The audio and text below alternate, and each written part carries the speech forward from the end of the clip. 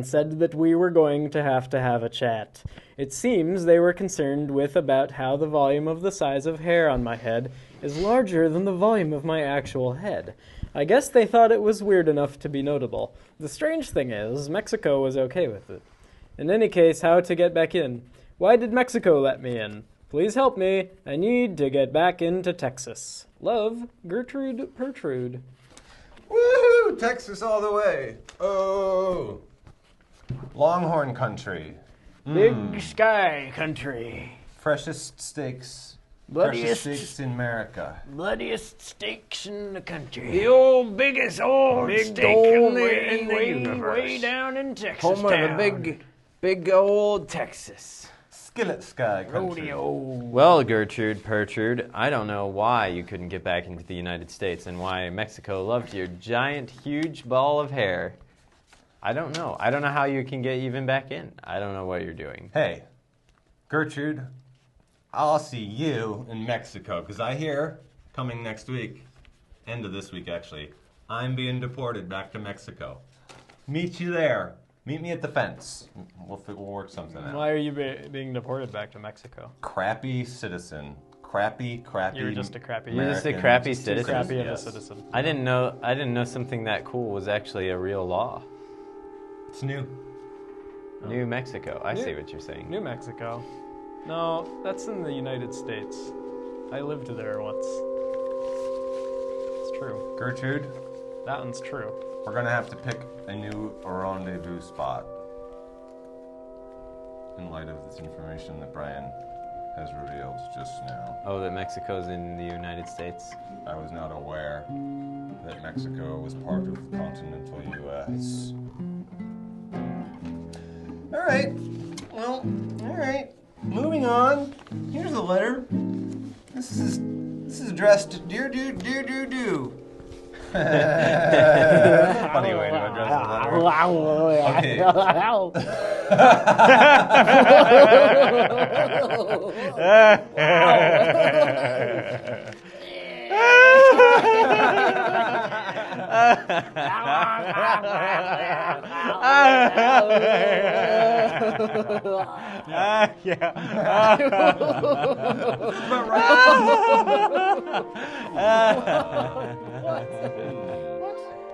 What are you doing back there? Dear Jubi Show. No. Last night, while I was looking up at the stars, I saw weird flashing lights, and then all of a sudden I heard a voice behind me when I turned around. I saw a strange being. It was a little greenish, brownish, bluish, pinkish man with 5 tentacles and 3 eyes. He startled me so bad that I peed my pants. After that, I proceeded to collect myself and ask this being questions like where it was from, how old it was, and stuff like that. The being revealed to me that I was on his planet. I looked around and said, "This looks like Earth." And it said, looks can be deceiving. Just as I started to ask it another question, it vanished. And I searched everywhere for it. Then, all of a sudden, I woke up. I thought it was a dream, but my pants were chilled with pee.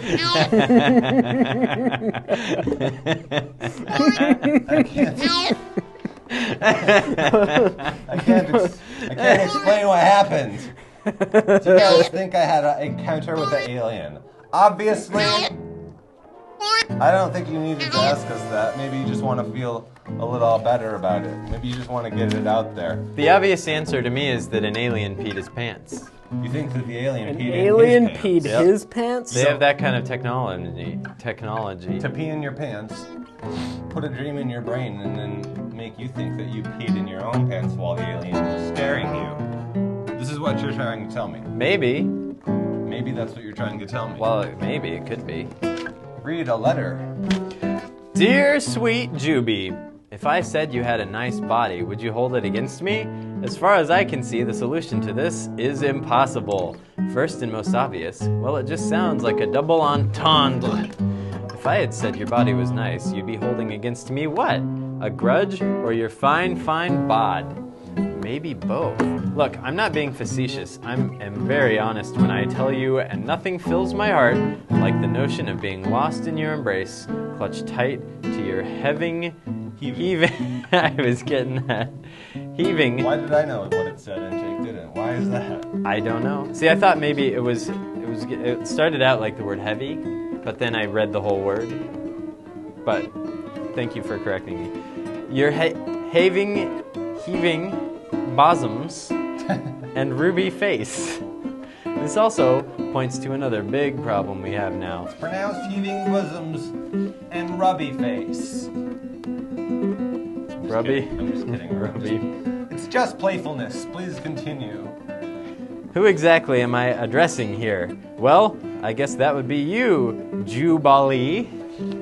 You, the personification of this very TV show I love to touch and hold. But alas, most of the time, that personified Jubi I love doesn't even concretely exist in this concrete world. Oh, sure, I run into Hans now again.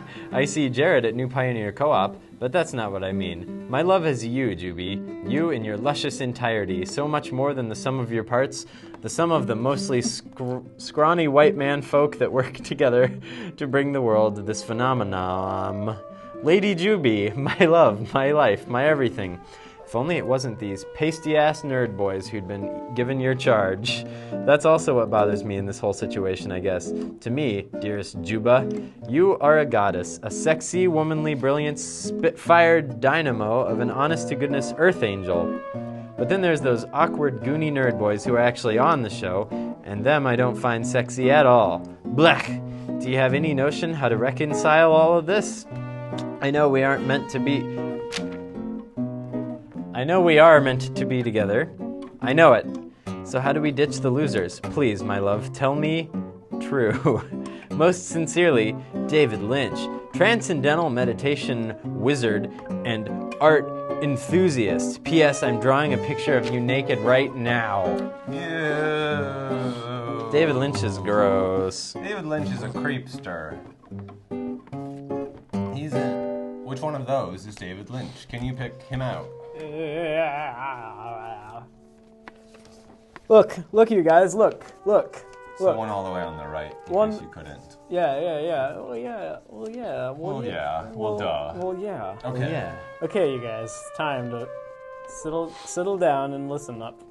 Dear the Jubi Show, have you guys ever heard of rabbit nooking? It's where you find a rabbit, touch its tail, and then eat a blue M&M.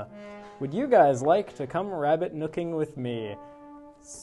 Sincerely, love for rabbits 24. Rabbit nuking? No. Nooking? Thank you. We would not like to do that. What do you weird wait, how do you do it? How do you do spell do it? nooking or whatever? Nuking? Nooking. Nooking. Let's say nooking. Well, rabbits live in nooks. Is that correct? Crannies, That's the maybe. deal? Well, they live in crannies. Is that what we're dealing with? Yeah. Well, you know, Cranny Annie was one of the famous rabbits.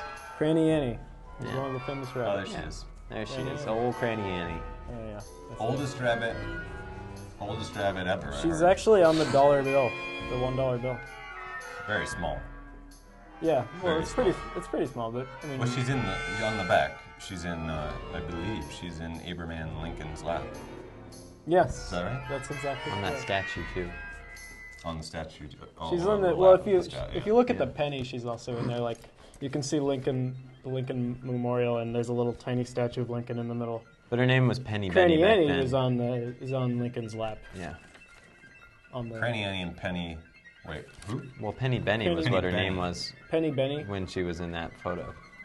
Oh, There we just he is. received a link, an incoming photo from Mr. David Lynch. This apparently is his visual representation of what the show makes him feel.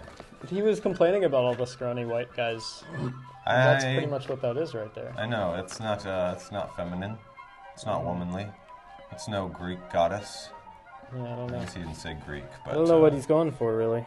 I don't know what David Lynch is going for. You know, I never liked Greek mythology. Of all the mythologies we had to study in school, I thought it was the most boring. I love Greek mythology. Oh yeah. So we're just gonna have to agree to disagree.